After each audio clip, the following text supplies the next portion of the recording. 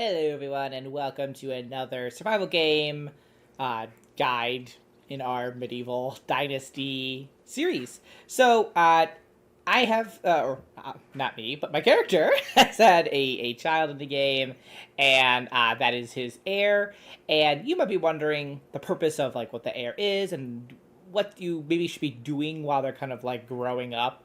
And that's basically what this video is all about the heir of Medieval Dynasty. So first of all, how to have an heir. Obviously, first things first, you got to get yourself married.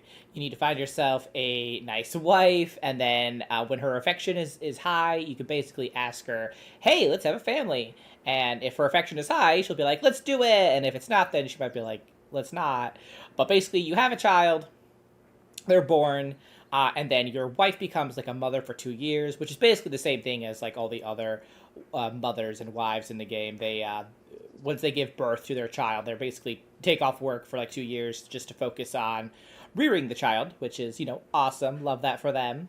And then when they are in their kind of like their baby stage, your wife will have like missions for you to do, just to kind of like boost her affection and all that. And you basically do that for her.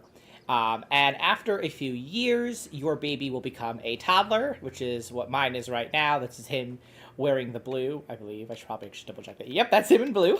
To be honest, these guys are like twins, right? So, but that is him there in the blue. His name is Odo. If you have watched Star Trek Deep Space Nine, you may recognize that name and realize perhaps why I chose that one when I saw it as an option. Anyway, but that is my son, Odo. He's lovely. Not a shapeshifter.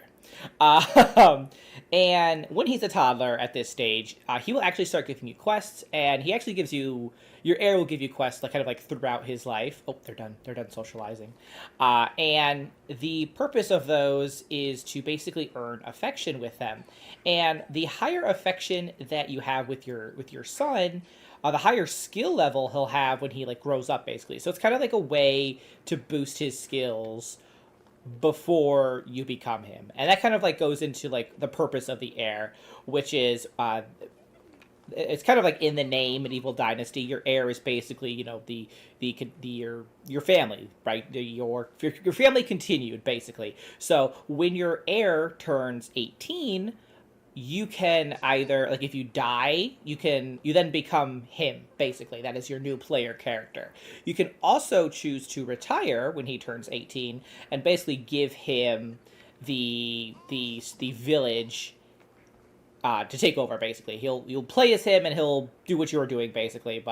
And your character, Racimer, however you want to say his name, the character you are right now, he actually becomes like an NPC. You'll see him still kind of like walking around the village and doing stuff, but you will not play him as him any longer. You'll be playing as your heir. So basically, boosting the heir's skills as much as you can is kind of like, it's smart to do, because that just means you don't have to be redoing those things to boost the skill as much. You're not starting from scratch, if you will. And your heir already has like a kind of like a mixture of your skills and what your wife's skills were at the time of conception.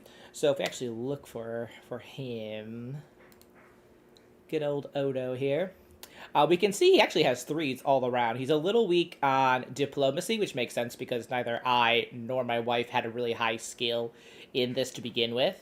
But again, you can boost those skills by boosting your affection with him, by completing his quests. There is another kind of aspect to this, and that is your heir will also basically adopt the personality of your wife, whatever your wife is.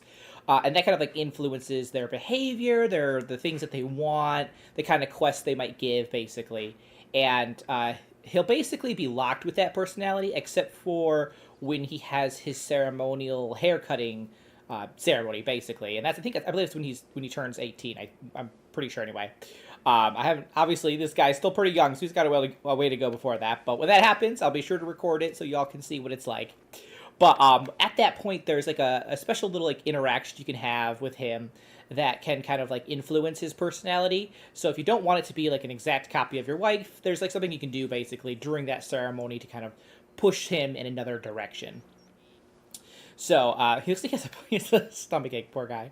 But that's basically it for your heir. Now, some of the quests that he might give, basically, they're kind of like random. He actually has a quest for me now, which I'll just pull up right here. You can talk to him real fast. So, like, Hello. hello there, my good man. Oh, look, he gave me a mushroom. How cute.